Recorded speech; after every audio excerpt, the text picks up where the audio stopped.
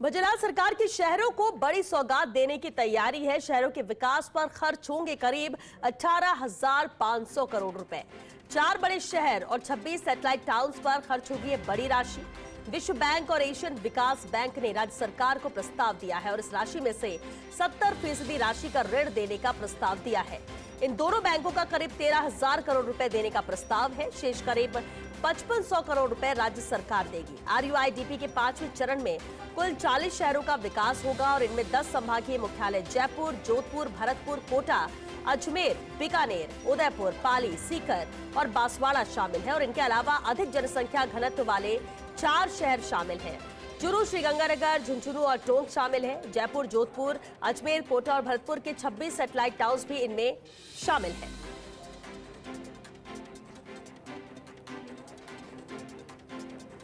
और चलिए इस पर ज्यादा जानकारी के साथ एसोसिएट एडिटर अभिषेक श्रीवास्तव हमारे साथ जुड़ चुके हैं। अभिषेक, ये बड़ी बात है जहां अब सरकार शहरों को बड़ी सौगात देने की तैयारी है और ये बड़ी राशि है जो खर्च की जाएगी विकास कार्य में। विस्तार से इस प्रोजेक्ट को लेकर जानकारी चाहेंगे। बिल्कुल श्वेता, जैसा आपने बताया दर्शकों को कि इसमें जो है 10 संभागीय मुख्यालय शामिल है, 4 जो है बड़ी अधिक जनसंख्या घनत्व वाले शहर शामिल है और इसके अलावा 26 शहर जो है सैटेलाइट टाउन है।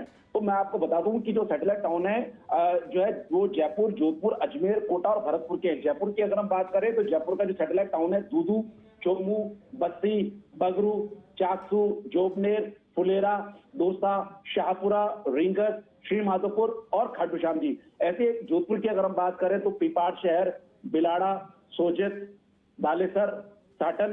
अजमेर की अगर बात करें तो अजमेर के 3 सैटेलाइट टाउन है, पुष्कर, किशनगढ़ और ब्यावर। कोटा के 3 हैं, बूंदी, कैथून, केशोराय पाटन। और भरतपुर की अगर बात करें तो भरतपुर के 4 सैटेलाइट टाउन है, कुम्हेर, नगर, नदबई, डी। तो इन दोनों बैंकों ने प्रस्ताव दिया है कि हम आपको इतना लोन दे सकते हैं क्योंकि टोटल जो कॉस्ट है इसकी 18,500 करोड़ रुपए, जिसमें से 13,000 करोड़ रुपए ये देने को तैयार है। बाकी जो 30% राशि है वो जो है राज्य सरकार देगी। इसमें जो काम होंगे इसमें श्वेता, अगर विश्व बैंक की बात करें तो विश्व बैंक जो सॉलिड वेस्ट मैनेजमेंट है उसके लिए पैसा देगा। अर्बन मोबिलिटी मतलब जो शहरों में किस तरह से जो सार्वजनिक परिवहन सुविधा उसको बढ़ाया जा सकता है उस पर उसके लिए पैसे देगा। और जो 24 घंटे शहर के लोगों को जल आपूर्ति मिल सके उस पर काम होगा। अपशिष्ट जल प्रबंधन पे काम होगा कि मतलब जो पानी है उसका रिसाइकल किस तरह से किया जा सके, उसको रीयूज कैसे किया जा सके।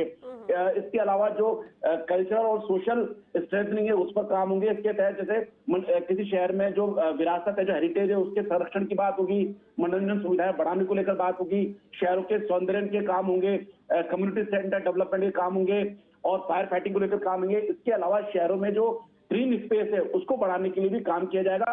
और साथ ही जो अर्बन मोबिलिटी है, जो शहरों का जो ट्रैफिक मैनेजमेंट सिस्टम है, सड़कों की रीमॉडलिंग का जो काम है, पार्किंग सिस्टम के डेवलपमेंट की बात है और सड़कों के निर्माण की बात है, तो ये काम इस तरह के विकास कार्य इसमें हाथ में लिए जाएंगे।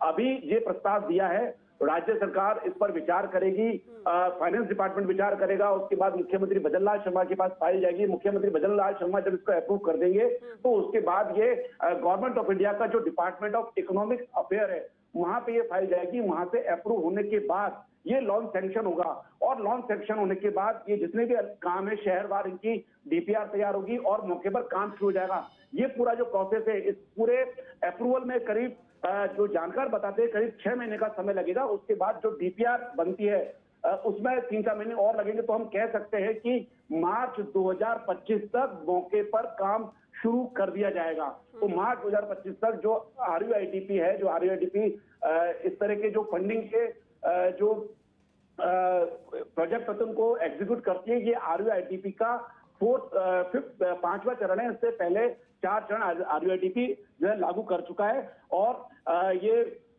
जो इसमें मार्च, ये उम्मीद है कि मार्च 2025 तक इसमें काम शुरू हो जाएगा। और जो विश्व बैंक है, विश्व बैंक इसमें प्रमुख तौर पे जो 4 बड़े शहर के जो सैटेलाइट टाउन है, टोटल 26 शहरों में काम करेगा।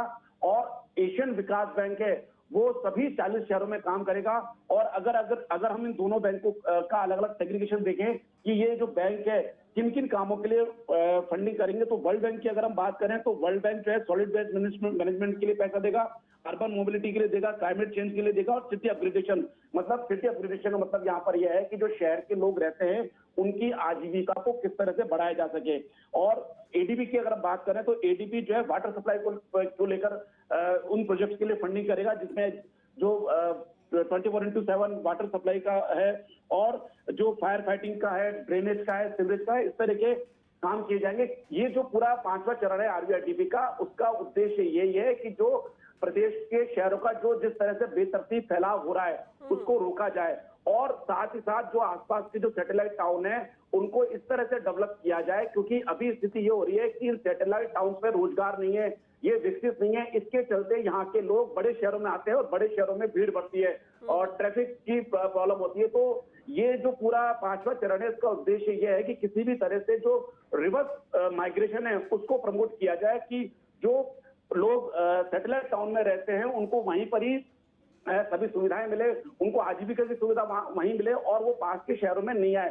तो रिवर्स माइग्रेशन इस पूरे जो है 5वें चरण का उद्देश्य है, और उन शहरों के डेवलपमेंट का है ताकि शहरों में सीवरेज, सड़क की सुविधा हो, वहां पार्क हो, ग्रीन स्पेस बढ़ाया जाए। तो ये तमाम तरह के कॉन्सेप्ट को लेकर ये जो बड़ा कॉन्सेप्ट ये है कि रिवर्स माइग्रेशन को बढ़ावा दिया जाए और जो शहरों का जो बेतरतीब फैलाव है, जो बेतरतीब शहरीकरण हो रहा है, उसको रोका जाए। जी चलिए, बहुत शुक्रिया अभिषेक आपका इस पूरी जानकारी के लिए। तो इस विकास के खर्च के लिए जो राशि बताई गई, इसका प्रस्ताव दिया गया है और उम्मीद यही जताई जा रही है कि मार्च 2025 तक काम शुरू भी हो जाएगा।